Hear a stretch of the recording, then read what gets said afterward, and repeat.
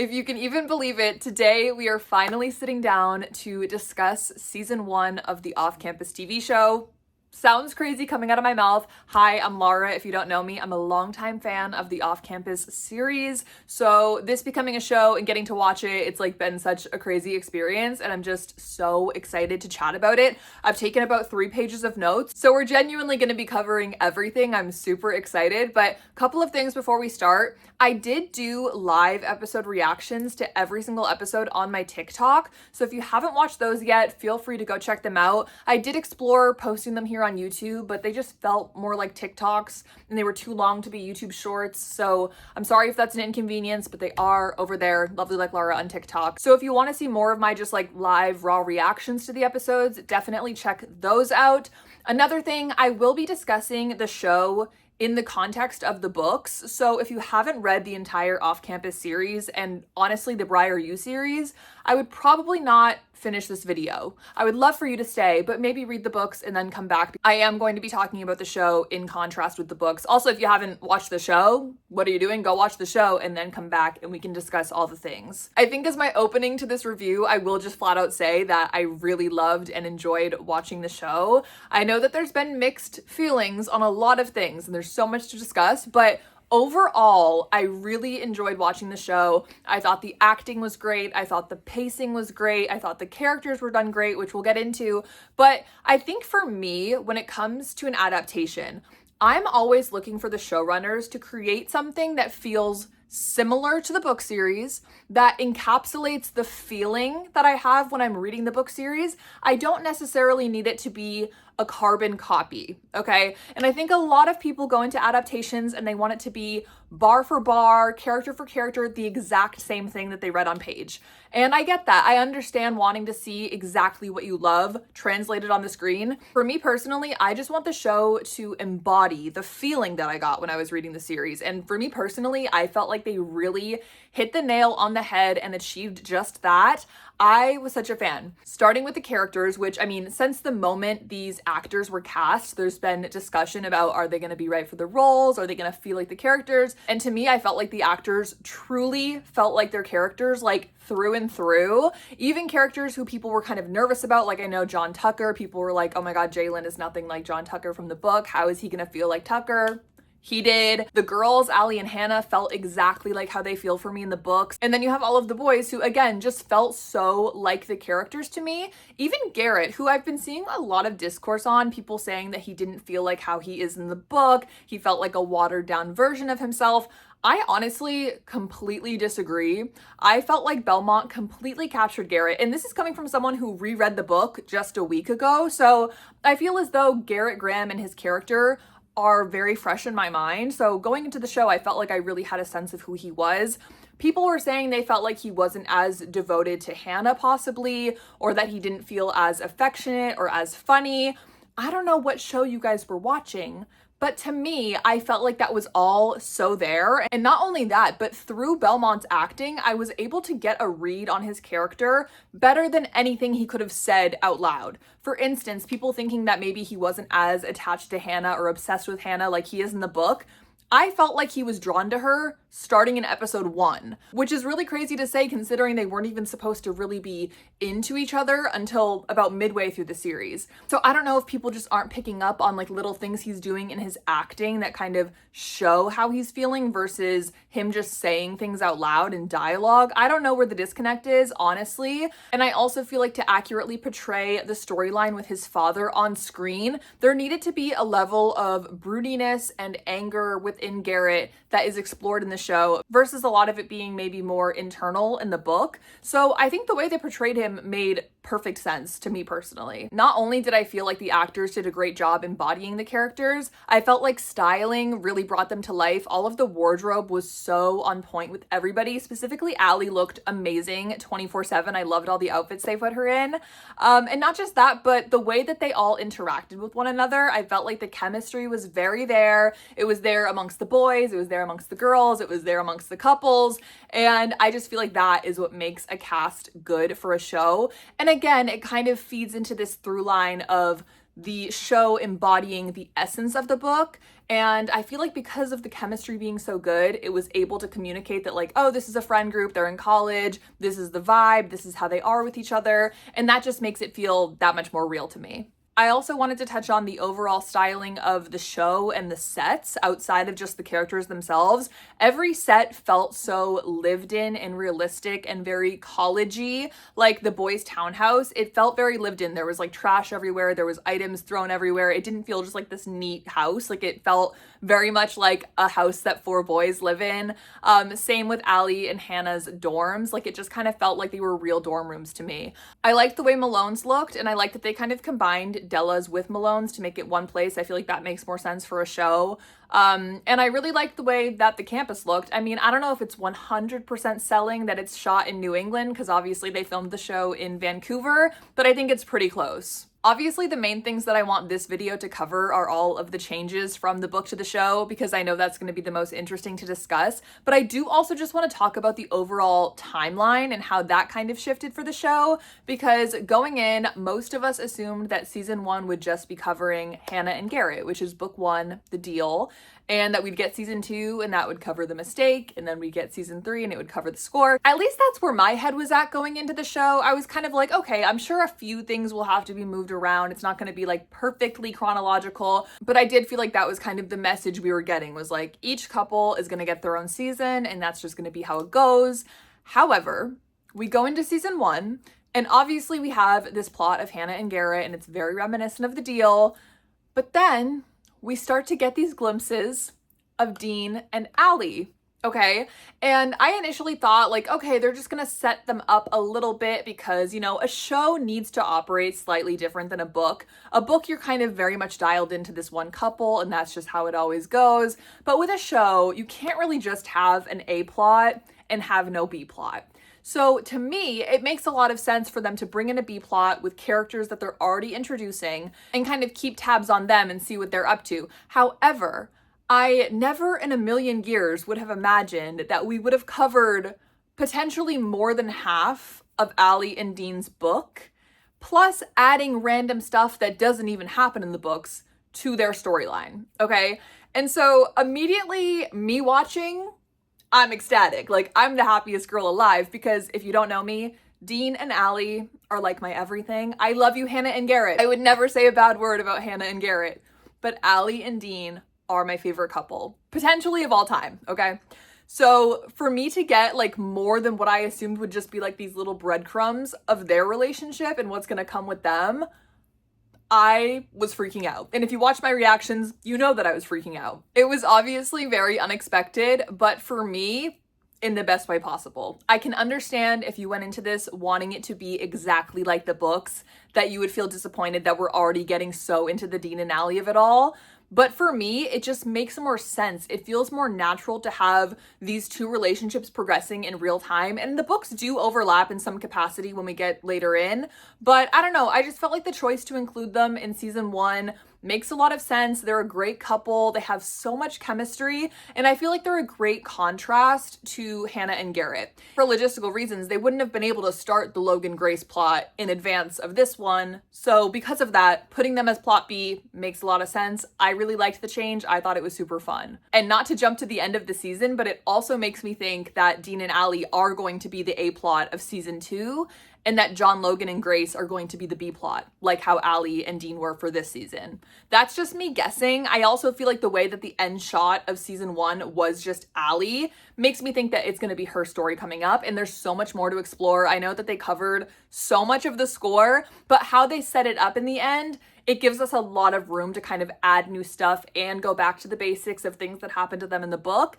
And I'm just so excited to see it on screen. But if I had to guess how they're approaching season 2, that's probably what I would think. Now, in regards to the other changes that they made, I kind of wanted to go through. I did make a list. The first thing on my list being Hannah's showcase and how that gets approached in the show. So obviously in the book, Hannah is doing a showcase with a partner named Cass, and they are performing a duo performance written by someone somebody else. And so she's mainly just a singer in the book. In the show, though, we obviously see that she's joining this pop showcase as a composer and a performer in an attempt to win this scholarship. And I feel like this change makes a lot of sense. One, it really coincides with the change of making Justin a musician versus a football player.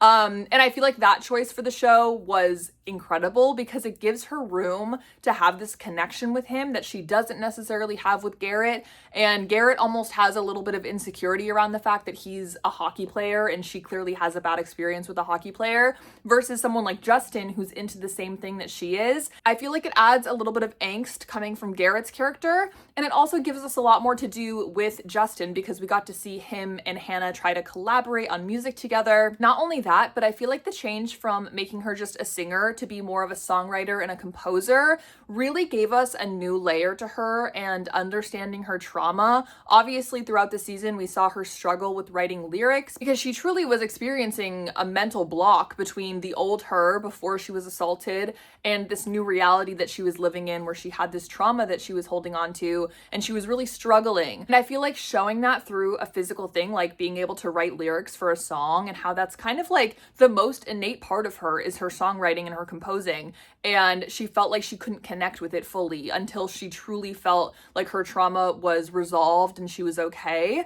And I feel like the show really highlighted that and made it feel so much more real. And now I've seen a lot of people online discussing how Hannah's trauma was covered in the show, as well as Garrett's, and people thinking that it felt kind of undermined or like there wasn't enough attention on it. It felt very brushed over. I personally disagree. I feel like especially if you have read the book and you have the background, you kind of went into the show knowing what to expect. But for me personally, I feel like they over-delivered on this aspect. I mean, Hannah's trauma when you go into the book is very much a thing of the past. She's okay. She's just kind of still experiencing that mind-body disconnect that Garrett helps her with. But through the show, showing her struggles with writing music and coming to terms with herself again, I feel like that was a really good way to kind of continue to talk about her trauma and what went on. And I didn't feel like it really needed to dive way back in and give us all the gritty details. The book doesn't even really do that. So for me, I felt like it was very much the story of a girl who had overcome a trauma. She wasn't a victim, she was a survivor. And for me, that felt very prevalent and very obvious. And I enjoyed the way that they went about it. And I thought it was a really heartwarming story. And just the way that she flourished at the end, it was so just amazing to see. So I really loved it. Similarly with Garrett, I was really interested to see how they would cover his trauma with his dad. In all honesty, there was moments where I thought they were going to pull back from showing the full truth of it all. I thought maybe they kind of toned it down for the show because they were showing Phil as being a little bit nicer to Garrett. In the book, he's never really nice, never really tries to make amends. He's more demanding. And in the show, I feel like they did try to kind of tamper him down so that it's more of a reveal when you find out that Garrett was being abused and that his mother was being abused. Not only was I satisfied by the way they showed Garrett and his dad's conflicts, but the way that Garrett kind of dealt with it internally and the trauma that he faced, the way that he dealt with feeling angry and his internal anger towards his father and not wanting to feel like his father, I feel like that was exemplified in the show maybe even better than they do in the book, which I don't know if that's crazy. I feel like that also ties in to the way that they chose to do the breakup scene, which obviously in the book, Hannah breaks up with Garrett because Phil threatens that he's going to take away all of Garrett's money and he won't be able to go to college anymore and play hockey. In the show, however, they changed it to Garrett breaking up with Hannah because he was scared that Hannah was scared of him and his own anger and that he wasn't good enough for her. And I feel like, if anything, them changing that breakup scene shows how deeply Garrett is affected by his dad and what he went through as a child, and that it still has such a strong grip on him, and he is not fully healed. I feel like the show did a great job of showing that. That also leads me to another conversation that I do want to have with you guys. Some of you might be mad at me for saying this. I'm a little scared, but I did just want to mention this. I know so many people were so upset that the show changed the campus-wide hands-off law scene, which, if you don't remember, it's the scene in the book where after Hannah breaks up with Garrett, he goes around and tells all the boys that they're not allowed to talk to Hannah or interact with her, and they all need to stay away from her. And in the show, they kind of frame it similarly, like that is going on, but then Garrett is like, I never said that. That's not a thing happening. Like, you can be with whoever you want. And I think people are mad about it because they feel like he's not as possessive of her. But for me personally, and I'm just saying this for me personally. I mean, I never really cared for this scene in the book, which, I'm sorry, I know this is like people's favorite thing about the book. To me, I just never really cared. I never really thought about it beyond reading the chapter. Like, it didn't mean that much to me. So maybe that's why I don't really care that they made this change in the show. But for one, Garrett's the one that broke up with her in the show.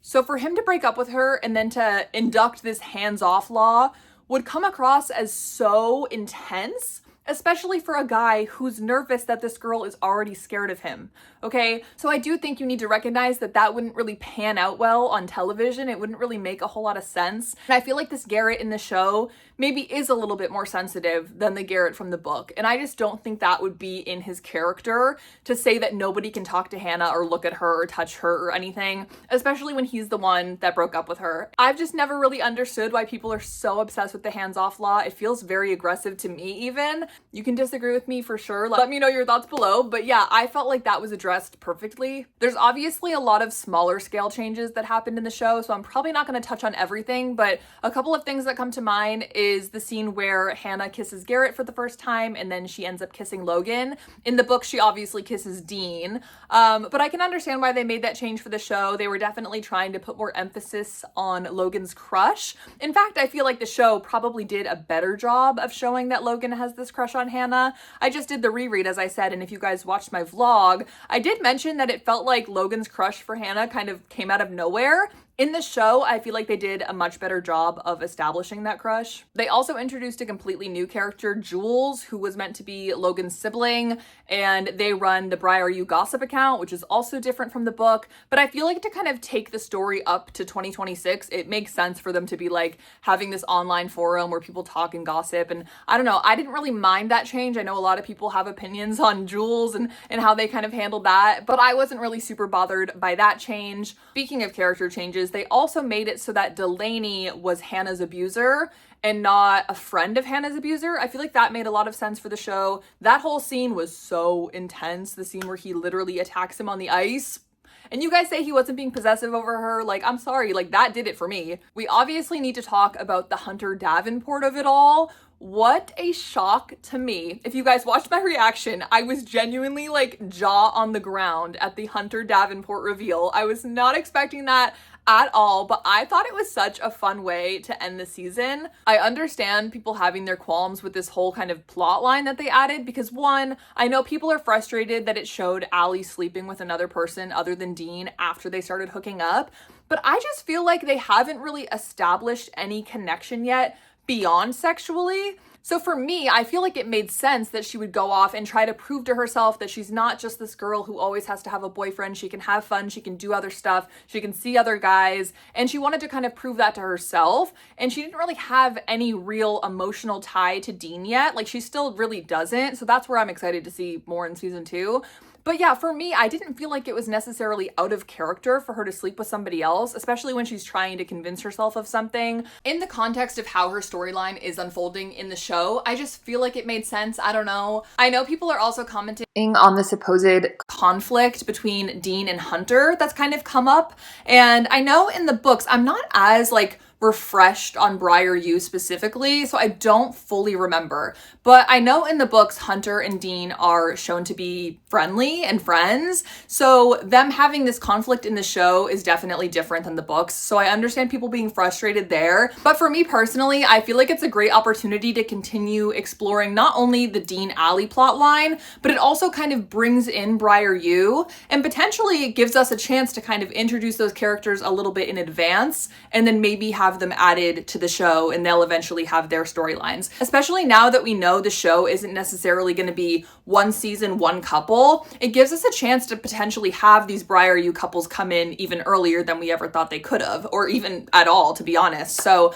I don't know, I'm not super frustrated with this change. I feel like it can end with them being amicable and being friendly, so I'm excited to kind of see where this tension goes, and I'm a fan of it. And this again goes back to my overall feeling about adaptations, where I don't need everything to be completely exact, but as long as it's embodying the feeling, and I mean them having this bar fight at Malone's and that's how the season ends, like that's the feeling of Off Campus to me, so I really can't complain. Even though I genuinely feel like I could keep talking about this show for legit hours, I feel like we gotta end it here. I know there's probably things I missed and I didn't touch on, so if there are, please let me know down below. We can definitely do more video discussions talking about the show and all the excitement to come. I know that they start filming season 2 like this week, so there's definitely going to be more to discuss and more excitement to be had. So I want to know what you guys thought of the show. Did you love it? Did you hate it? Do not hold back. Leave me a comment down below letting me know your thoughts. I want to hear it all. I hope you guys enjoyed the video, and I will be back very, very soon with another. Bye.